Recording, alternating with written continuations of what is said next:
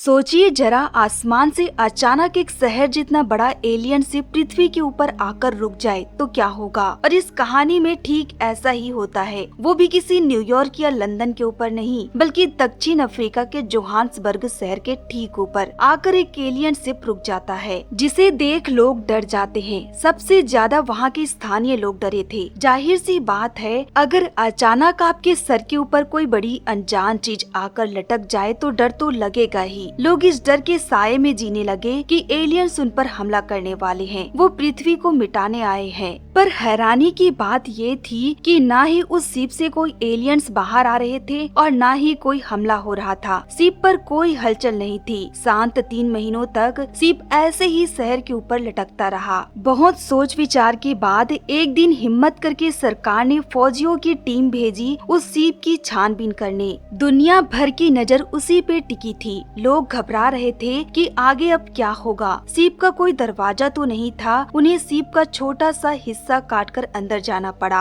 और फिर उन्होंने जो देखा वो पूरी दुनिया को हैरान कर देने वाली थी, जो देखने में डरावना और दुखद भी लगता है। अंदर लाखों की तादाद में एलियंस भरे पड़े थे, जो कमजोर, भूखे, बीमार जैसे उन्हें देखकर लग रहा था कि वो जिंदा रहने की कोशिश कर रहे हो। वो किसी पर हमला नहीं करते। वो चलते तो इंसानों की तरह थे पर दिखते प्रॉन्स की तरह। उनकी लाचारी देख सरकार फैसला करती है कि इन्हें नीचे उतारा जाए और इनकी मदद की जाए। और फिर इनके शिप के नीचे ही इनके रहने के लिए टेम्पररी कैंप बनाया गया और इन्हें नीचे उतारकर इनके खाने पीने की व्यवस्था की गई। पर आगे चल के इन एलियंस का क्या होगा ये किसी ने नहीं सोचा। क्या ये वापस अपने प्लेनेट जा पाएंगे या फिर यही रहेंगे? और अगर ये यहाँ रहे तो इंसानों को इनके साथ ढलना पड़ेगा। और फिर धीरे धीरे समय के साथ इनकी तादाद बढ़ती चली गई और कैंप एक झुंगी बस्ती में बदल गया, जिसे डिस्ट्रिक्ट 9 नाम दिया गया। उसके चारों तरफ तार की घेरे लगा दी गई और फौजियों को तैनात कर दिया गया। सरकार ने उन पर कई सारे रोक भी लगाए। न ही वो बच्चे पैदा कर सकते हैं और न ही अपने पास कोई हथियार रख सकते हैं। अगर वो ऐसा करते पकड़े जाते तो उन्हें गिरफ्तार कर लिया जाता।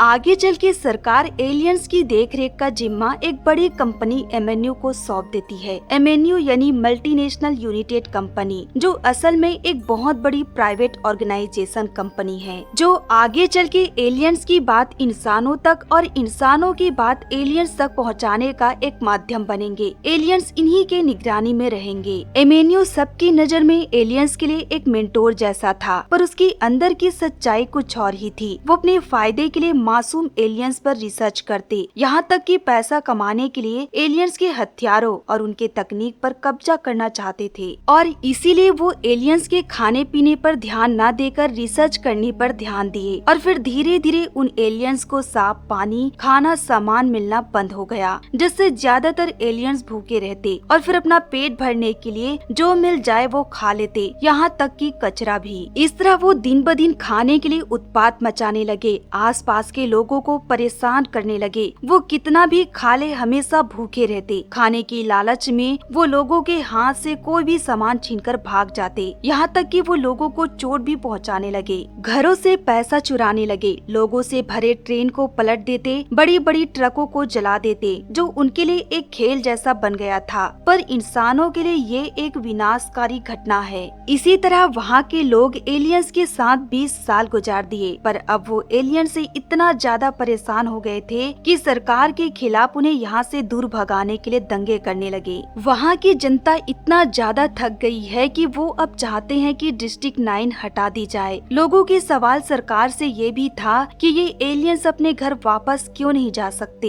इनका शिप काम क्यों नहीं कर रहा है, क्या ये पृथ्वी पर किसी मकसद से आए हैं। यहाँ तक कि कुछ लोगों को एलियंस का यहाँ आना एक चाल लगता है, क्योंकि इनके यहाँ आने के बाद इनके शिप का एक छोटा सा टुकड़ा नीचे गिरा था, जिससे लोग ये अनुमान लगाते हैं कि वही उनका कमांड मॉड्यूल होगा, जिससे पूरा शिप चलता है। पर वो नीचे गिरने के बाद रहस्यमय ढंग से गायब हो गया, कभी किसी को नहीं मिला। जिसका गायब होने का शक वो एलियंस पर करते हैं। आखिरकार लोगों की बातें सुनने के बाद सरकार उन्हें डिस्ट्रिक्ट 9 से हटाने का फैसला करती है और ये जिम्मेदारी भी वो MNU को देती है, जो काम MNU के लिए एक बहुत बड़ी चुनौती थी। उन्हें 1.8 मिलियन एलियंस को शहर से 200 किलोमीटर दूर ले जाना होगा। उनके लिए वहाँ एक नया कैंप का निर्माण किया गया है, जिसे डिस्ट्रिक्ट 10 नाम दिया गया है। वहाँ वो इंसानों से दूर आजादी से रह पाएंगे और यहाँ के लोगों को भी एलियन से छुटकारा मिलेगा। एमेन्यू ने एक मांग किया अपने हक के लिए कि वो एलियंस को हटाने के 24 घंटे पहले एक नोटिस देंगे। कानूनी तरीके से उनका सिग्नेचर लेकर हटाया जाएगा ताकि कभी उन पर कोई सवाल न उठाए। और ये काम एमेन्यू का डायरेक्टर विकस को देता है, जो कंपनी का एम्प्लॉय होने के साथ साथ डायरेक्टर का दामाद भी था। विकस थोड़ा मजाकिया किस्म का इंसान है, थोड़ा डरपोक भी, लेकिन अपने काम में हमेशा सीरियस रहता है और वो अपनी पत्नी तानिया को बहुत प्यार करता है और ये जिम्मेदारी उसके करियर का एक बहुत बड़ा हिस्सा है। उसे सभी एलियंस को डिस्ट्रिक्ट 9 से हटाकर डिस्ट्रिक्ट 10 में शिफ्ट करना है और इस कहानी में विकस का भी एक बहुत बड़ा रोल है। आगे उसके साथ बहुत कुछ होने वाला है, उसकी जिंदगी बदलने वाली है जिससे विकस भी अनजान है। विकस बड़ी जोश के साथ डिस्ट्रिक्ट 9 में जाने के लिए निकलता है। उसकी एक टीम है जिसमें उसकी सुरक्षा के लिए कुछ सिक्योरिटी गार्ड और एक कैमरामैन भी है जो सारी चीजों को रिकॉर्ड करेगा। आगे विकस अपनी टीम के साथ डिस्ट्रिक्ट 9 में प्रवेश करता है जहां उसे एलियंस का साइन लेना है। उसे एमेन्यू में एलियंस के साथ काम करते 20 साल हो गए हैं, तो वो थोड़ी बहुत उनकी बात समझ सकता है। डिस्ट्रिक्ट 9 के अंदर एलियंस खाने के लिए उत्पात मचा रहे थे। वो इंसानों से ज्यादा खाना खाते हैं, इसलिए वो हमेशा भूखे रहते और खाने के लिए हमेशा लड़ते रहते। उन्हें इस तरह देखकर ऐसा लगता है कि उनका केवल एक ही मकसद है खाना। वो गाड़ी के टायर से लेकर कोई भी रबड़ का सामान खा जाते। उन्हें बिल्लियों का खाना सबसे ज्यादा पसंद था। वो उसके पीछे पागल रहते और वो जैसे ही विकस की टीम को देखते हैं कि अपने अपने घर के अंदर घुस जाते हैं। विकस सिक्योरिटी के साथ उनका दरवाजा पीट उन्हें बाहर बुलाता है और उनसे साइन लेने की कोशिश करता है। उनकी शुरुआत बहुत बेकार निकली। तभी वो देखता है कि एक एलियंस उनके गाड़ी के टायर को चबा रहा है, जिसे एक सिक्योरिटी गार्ड रोकने की कोशिश करता है, पर छीना झपटी में उसे काफी चोट लग जाती है। पर उन एलियंस का खूंखारी बर्ताव से विकस वाकिफ था। वो उन्हें बिल्लियों का खाना देकर शांत करता है और उसी खाने का लालच देके उनसे साइन लेते जाता है। डिस्ट्रिक्ट 9 में एक और स्कैम भी चल रहा था, बिल्लियों के खाने का। दरअसल एलियंस लोगों के मोबाइल और पैसे इसलिए चोरी करते थे ताकि वो खाना खरीद सके। वो चोरी किए हुए सामान और अपने बड़े बड़े हथियारों को भी वहाँ के एक गैंगस्टर ओबे सांजो को बेचते, जो बड़े महंगे दाम में उन्हें कैट फूड डिलीवर करता। वो हालांकि अपाहिज था पर उसके खौफ बहुत ज्यादा थे। वो एक अकेला जोहान्सबर्ग का गैंगस्टर था जो एलियंस हथियारों का सौदा करता था, जिसे वो चलाना भी नहीं जानता। दरअसल एलियंस के हथियार उनके डीएनए से चलता है और ओबे सांजो जादू टोना और भूत प्रेत पर विश्वास करता था। उसे ऐसा लगता था कि अगर वो एलियंस के मांस खाएगा तो उसकी सारी पावर उसके पास आ जाएगी और वो उनके हथियार चला पाएगा। इसीलिए वो एलियंस को कच्चा खाने लगा। एलियंस को भी देखकर ऐसा लगता था कि वो भूख और बीमारी की वजह से अपने सोचने समझने की क्षमता खो दिए हो और खाने की लालच में वो अपने कीमती सामान, यहाँ तक कि अपना एक पावरफुल रोबोट को भी ओबे सांजो को दे देते हैं। बदले में उन्हें केवल 100 कैट फूड के डिब्बे मिलते हैं। विकस भी उन्हें इग्नोर करते हुए उनकी बस्ती से निकलता है और अपने साथियों से कहता है कि उनकी तरफ मत देखना, नहीं तो वो तुम्हारे टुकड़े कर डालेंगे। आगे विकस साइन लेने के लिए दूसरे घर में जाता है जहाँ एलियंस तो नहीं थे पर एलियंस के बहुत सारे अंडे वहाँ पनप रहे थे। लगभग 40-50 अंडे थे जिसे सरकार ने गैर कानूनी घोषित किया था। उन अंडों को जानवरों के मांस से पोषण मिल रहा था। जिस घर पर विकस कंट्रोल टीम बुलाकर आग लगवा देता है जिससे सारे अंडे नष्ट हो जाते हैं। उन्हें उन अंडों के फूटने की आवाज सुनाई दे रही थी पर उन्हें कोई फर्क नहीं पड़ता। उनके चेहरे पर जरा सा भी उनके लिए हमदर्दी नहीं थी। विकस भी बाकियों की तरह इन एलियन से बुरा बर्ताव करता है, उन्हें कीड़े मकोड़ों की तरह ट्रीट करता है। वहाँ उन्हें हर एक घर में हथियार मिलते हैं। जिधर देखो उधर छोटे बड़े हथियार पड़े थे जिन्हें वो रिकॉर्ड करते जा रहे थे। वहाँ के लोगों का ये कहना था कि इनके छोटे हथियार भी बहुत पावरफुल हैं, जिस पर पड़ी वो टमाटर की तरफ फूट जाता है। वही एमेन्यू जो एलियंस को हटाने का काम कर रही है, पर ये उनका बस एक दिखावा है। उनका असली मकसद उनके हथियारों से है। दरअसल एमेन्यू दुनिया के दूसरे नंबर की सबसे बड़ी हथियार बनाने वाली संस्था है। पहले इन्हें एलियंस के छोटे हथियार को देखकर लगा कि वो उसे चला लेंगे, पर ऐसा नहीं हुआ। इसलिए वो अपना फायदा देख एलियंस के डीएनए पर रिसर्च कर रहे हैं, इन्हें चोट पहुंचाकर, जिसे विकस नहीं जानता,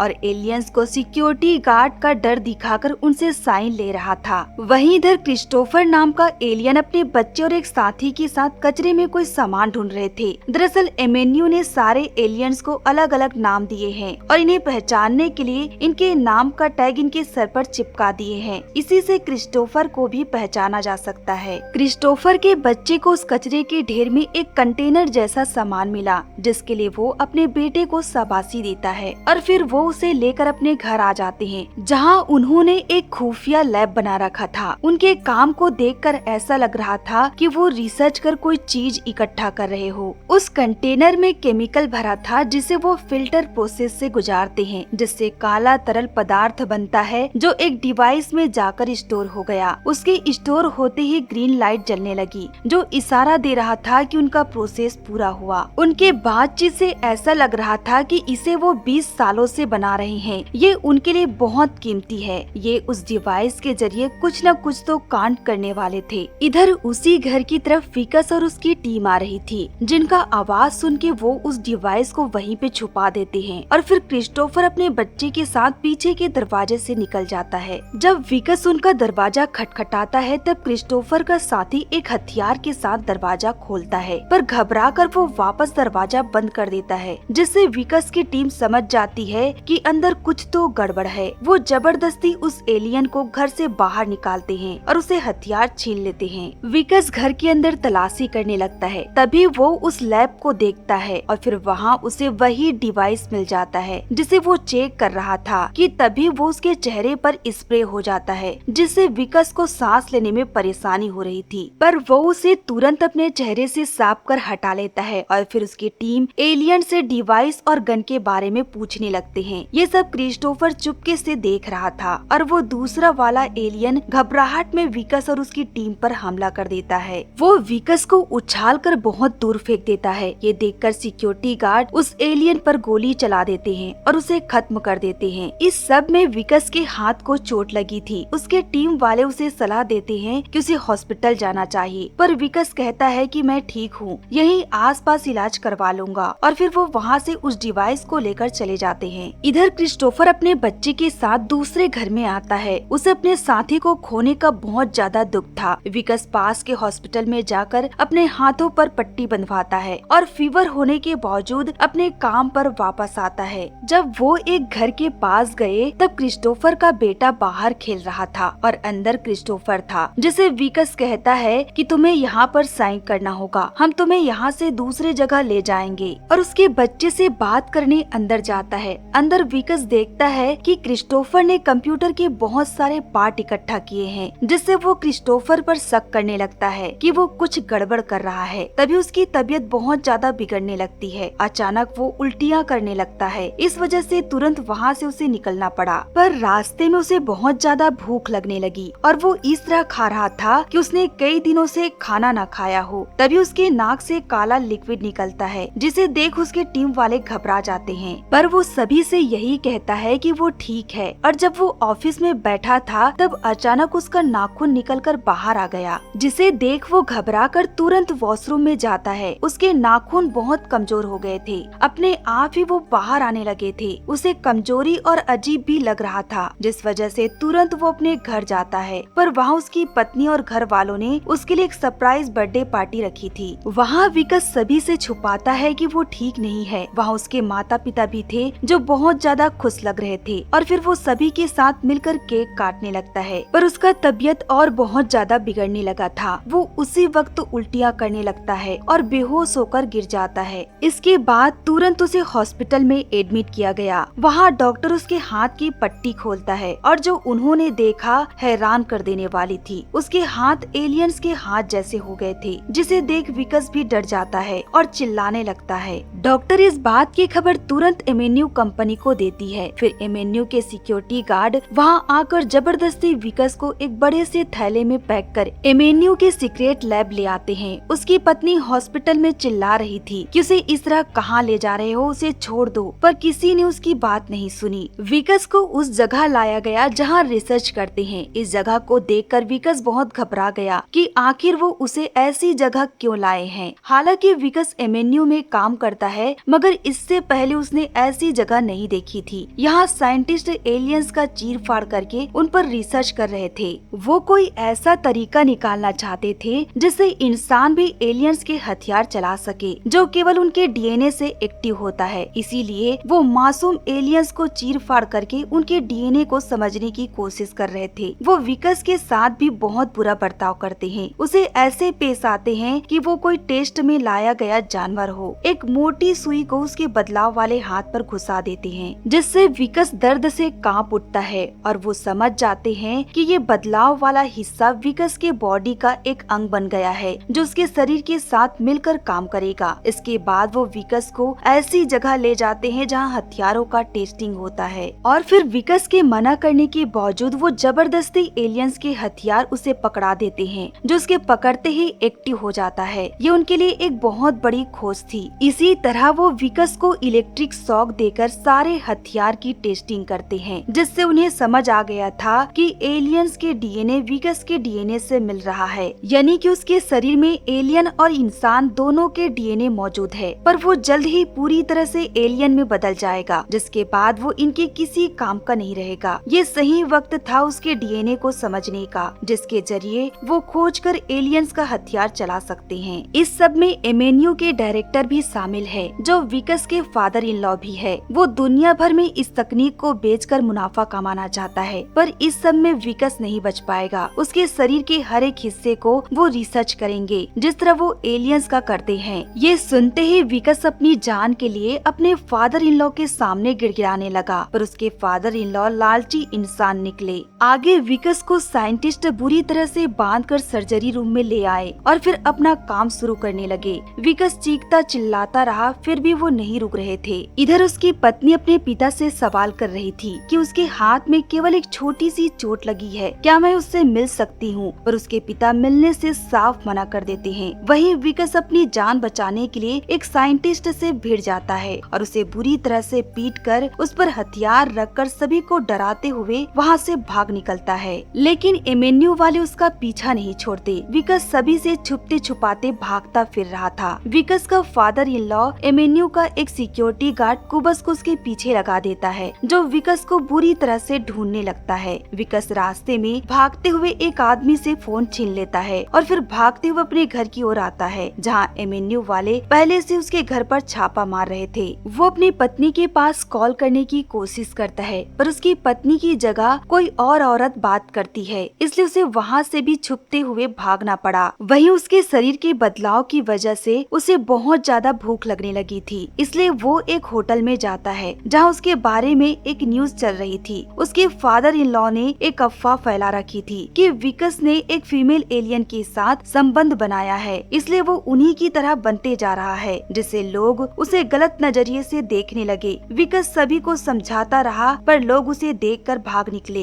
विकस भी क्या करता, खाना लिया और फिर से छुपने के लिए भाग निकला। उसको पता था कि एमेन्यू वाले उसे हर जगह ढूंढ रहे हैं, और उसे ये भी पता था कि वो उसे डिस्ट्रिक्ट 9 में ढूंढते हुए कभी नहीं आएंगे, इसीलिए वो वहीं जाकर छुप जाता है और फिर रुकने की एक जगह खोजकर सो जाता है। सुबह उठा तो उसे फिर से जोरों से भूख लगने लगी, इसीलिए जहाँ एलियंस खाना लेने के लिए लाइन में खड़े थे वहीं जाकर खड़ा हो गया। वहाँ उसे कैट फूड मिला, जिसे वो अजीब तरीके से खाने लगा, जैसे जन्मों का भूखा हो। और जब वो खा रहा था कि तभी उसके 2 दांत टूटकर बाहर आ गए, जो एलियन में बदलने के लक्षण थे, जिससे वो बहुत ज्यादा परेशान हो जाता है। तभी उसका फोन बजने लगा। फोन में उसकी पत्नी थी, जिसे विकस समझाने लगा कि उसने किसी एलियन के साथ कोई संबंध नहीं बनाए। उसके पिता उसे फंसाने की कोशिश कर रहे हैं, पर उसकी पत्नी उस पर विश्वास न करके अपने पिता पर विश्वास करती है और विकस से कहती है कि आज से मेरे पास फोन मत करना, जिससे विकस अपने ही शरीर से घृणा करने लगा और इसी वजह से वो गुस्से में आकर अपनी एक उंगली काट डाला, जो उसके शरीर का एक हिस्सा बन चुका था, जिससे उसे बहुत ज्यादा दर्द होने लगा। तभी वो देखता है कि एमेन्यू के हेलीकॉप्टर उसके ऊपर उड़ रहे हैं, इसलिए वो एक घर में छुपने जाता है, जहाँ क्रिस्टोफर और उसका बेटा था। विकस उनसे कहता है कि मैं तुम्हें जानता हूँ, क्या तुम मुझे छुपने के लिए थोड़ी सी जगह दोगे? वो कुछ बोल पाते कि इससे पहले विकस बेहोश होकर गिर जाता है। तभी क्रिस्टोफर उसके एलियन वाले हाथ को देखता है और फिर उसे एक खुफिया जगह में छुपा देता है, जो जमीन के अंदर था। दरअसल ये वही शिप का कमांड मॉड्यूल है, जो यहाँ आते ही शिप से अलग होकर गिर गया था। इसी की वजह से इनका शिप बंद पड़ गया है और नीचे गिरने के बाद वो जमीन पर धंस गया, जिसके ऊपर क्रिस्टोफर घर बनाकर उसे छुपाए रखा, जिस वजह से ये किसी को नहीं मिला। विकस के होश आने के बाद क्रिस्टोफर उसे उस मॉड्यूल के बारे में पूछता है, जिससे विकस के चेहरे पर फ्यूल स्प्रे हुआ था। विकस उसे बताता है कि वो मॉड्यूल एमेन्यूल लैब में है। विकस तो उस जगह को देखकर हैरान था। वो उससे पूछता है कि क्या तुम इसे उड़ाने वाले हो और इसे उड़ाकर शिप पर ले जाने वाले हो, जिससे क्रिस्टोफर कहता है कि अगर वो मॉड्यूल उसे वापस मिल जाए तो मैं ऐसा कर सकता हूँ और फिर मैं तुम्हें भी इससे ठीक कर सकता हूँ। ये सुनते ही विकस की खुशी का ठिकाना नहीं था। वो कहता है कि मैं जानता था कि आप लोग कमाल के हो, आप तो जीनियस निकले, तो फिर ठीक है, आप फिर से वैसा ही डिवाइस तैयार करो। पर क्रिस्टोफर को इसे बनाने में पूरे 20 साल लगे थे। अब वो ऐसा और नहीं बना सकता। वो डिवाइस विकस के चेहरे पर स्प्रे हुआ था, इसीलिए वो एलियन की तरह बदलने लगा है। क्रिस्टोफर विकस से कहता है कि हम उसे एमेन्यू से वापस लाएंगे, जिसे सुन विकस साफ मना कर देता है। अगर वो वहाँ गए तो मारे जाएंगे। विकस आगे रात में अपने शरीर को देखता है, जो धीरे धीरे एलियन में बदल रहा था, जिससे वो बहुत ज्यादा हताश हो जाता है। तभी उसकी पत्नी का फिर से उसके पास कॉल आता है। वो रोते हुए विकस से कह रही थी कि मैं जानती हूँ तुम मुझे धोखा नहीं दे सकते, वापस आ जाओ, हम मिलकर रहेंगे, सब ठीक हो जाएगा। जिसे सुन विकस के अंदर हिम्मत जागती है और वो फैसला करता है कि वो एमेन्यू में जाकर उस डिवाइस को वापस लाएगा, जिसके लिए उसे हथियारों की जरूरत पड़ेगी और उसे ये भी पता है कि हथियार उसे कहाँ मिलेंगे। अगली सुबह वो हथियार लेने ओबे सांजो के पास जाता है, पर वहाँ उसे ओबे सांजो पकड़ लेता है और अजीब ढंग से उसके शरीर को देखने लगता है। उसके बदलते शरीर को देखकर वो उसे डरा धमकाकर पूछने लगता है कि ये तुमने कैसे किया, तुम्हारा शरीर एलियन में कैसे बदल रहा है, तुमने ऐसा क्या किया था। और फिर उसका हाथ काटने की कोशिश करता है। तभी विकस के हाथ एलियन का एक हथियार लग जाता है, जिससे वो ओबे सांजो के कई लोगों को मार डालता है और बहुत सारे हथियार लेकर वहाँ से भाग निकलता है। फिर वो क्रिस्टोफर के साथ मिलकर एमेन्यू में हमला कर देता है और फिर उन पर हमला करते हुए सीक्रेट लैब तक पहुंचता है, जहां उसे वो फ्यूल से भरा डिवाइस मिल जाता है। पर क्रिस्टोफर ने वहां पर अपने साथी की बॉडी देख ली, जिसे देखते ही वो उसी जगह शॉक्ड होके खड़ा हो गया। विकस उसे चिल्लाता रहा कि हमें जल्द से जल्द यहाँ से निकलना होगा, नहीं तो पूरा एमेन्यू उन पर टूट पड़ेगा। इधर सारे सिक्योरिटी गार्ड उनके पीछे पड़े थे, उन पर लगातार हमला कर रहे थे। अच्छा था कि विकस के पास एलियंस के हथियार थे, जो उन्हें टमाटर की तरह फोड़ रहे थे। बहुत देर तक समझाने के बाद आखिर क्रिस्टोफर होश में आता है और जैसे तैसे वो उस डिवाइस को लेकर एमेन्यू से बाहर निकलते हैं और डिस्ट्रिक्ट 9 पहुंचते हैं, जहां एमेन्यू उनका पीछा कर रही थी। वो जल्दी से उस घर पर आते हैं जहां कंट्रोलर डिवाइस था। वहां विकस क्रिस्टोफर से पूछता है कि मदरशिप में जाने के बाद तुम्हें मुझे ठीक करने में कितना समय लगेगा,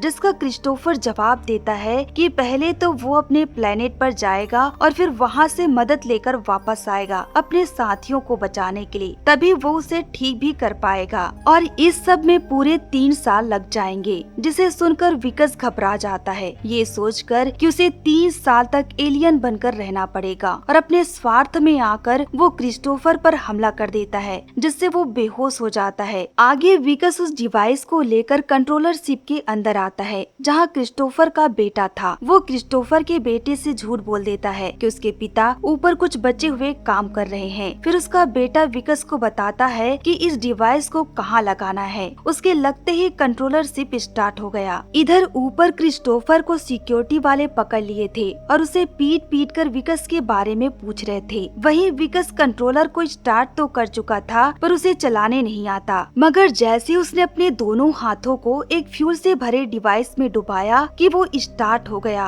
और ऊपर आने लगा, जिसे देख सिक्योरिटी गार्ड क्रिस्टोफर को लेकर वहाँ से भागता है। कंट्रोलर धीरे धीरे बाहर आया और एलियन शिप की तरफ जाने लगा, पर ज्यादा दूर उड़ नहीं पाया। उस पर हमला कर उसे गिरा दिया गया। इस हमले में विकस भी बुरी तरह से घायल हो गया था। एमेन्यू की सिक्योरिटी टीम विकस और क्रिस्टोफर को पकड़कर एमेन्यू ऑफिस की तरफ ले जाने लगे। क्रिस्टोफर को अपने बेटे की चिंता हो रही थी, जो अभी भी उस कंट्रोलर के अंदर छुपा हुआ है। एमेन्यू उन्हें डिस्ट्रिक्ट 9 से निकाल पाते कि ओबे सांजो के लोग उन पर हमला कर देते हैं और विकस को अपने साथ ले जाते हैं। ओबे सांजो विकस के पीछे इसलिए पड़ा है ताकि वो उसका एलियन वाला हाथ काट के खा जाए, जिससे उसे लगता है कि ऐसा करने पर वो भी एलियन की तरह हो जाएगा और उनका हथियार चला पाएगा। इस वक्त विकस एक ऐसा इंसान बन चुका था जिसके जान के पीछे हर कोई हाथ धोके पड़ा था। वो विकस का हाथ काटने ही वाले थे कि उन पर एलियन रोबोट का हमला हो जाता है, जिसे क्रिस्टोफर का बेटा कंट्रोल कर रहा था। वो ओबे सांजो के साथ साथ उसके सारे आदमियों को मार डालता है। तब विकस को समझ आता है कि इंसान से बेहतर ये एलियन है जो दूसरे की भावनाओं को समझते हैं। अब वो क्रिस्टोफर और उसके बेटे की हेल्प करना चाहता है, इसीलिए वो उस रोबोट पर बैठ जाता है और उसे कंट्रोल करने लगता है। इधर क्रिस्टोफर का बेटा कमांड मॉड्यूल के अंदर से ही ऊपर की शिप को कंट्रोल करने लगता है। उसे वो खिसका कर कमांड मॉड्यूल के ठीक नीचे ले आता है, जिसे पूरी दुनिया देख रही थी। 20 सालों में पहली बार वो शिप अपनी जगह से हिला था। सभी की नजर उसी पे टिकी थी। जब एमेन्यू के सिक्योरिटी गार्ड क्रिस्टोफर को मारने वाले थे कि तभी उसे विकस आकर बचाता है और क्रिस्टोफर से कहता है कि तुम अपने बेटे के साथ जाओ, मैं इन्हें रोकता हूँ। पर क्रिस्टोफर उसे छोड़कर नहीं जाना चाहता, जिसे विकस कहता है कि ज्यादा इमोशनल मत हो, अपने बेटे के साथ चले जाओ। क्रिस्टोफर जाते जाते विकस से वादा करता है कि वो 3 साल बाद वापस आएगा और फिर उसे दोबारा इंसान बनाएगा। विकस उनके ऊपर जाते तक सिक्योरिटी वालों से लड़ता रहा। कंट्रोलर को ऊपर का शिप ऑटोमेटिक अपनी तरफ खींच रहा था। वहीं विकस उनसे लड़ते लड़ते बहुत कमजोर हो गया था, पर उन्हें जब तक रोकता रहा कि तब तक कंट्रोलर मदरबोर्ड में जाकर लग न गया हो। जैसे ही कंट्रोलर शिप के साथ अटैच हुआ कि वो वापस स्टार्ट हो गया और फिर अपने प्लेनेट की तरफ निकल पड़ा।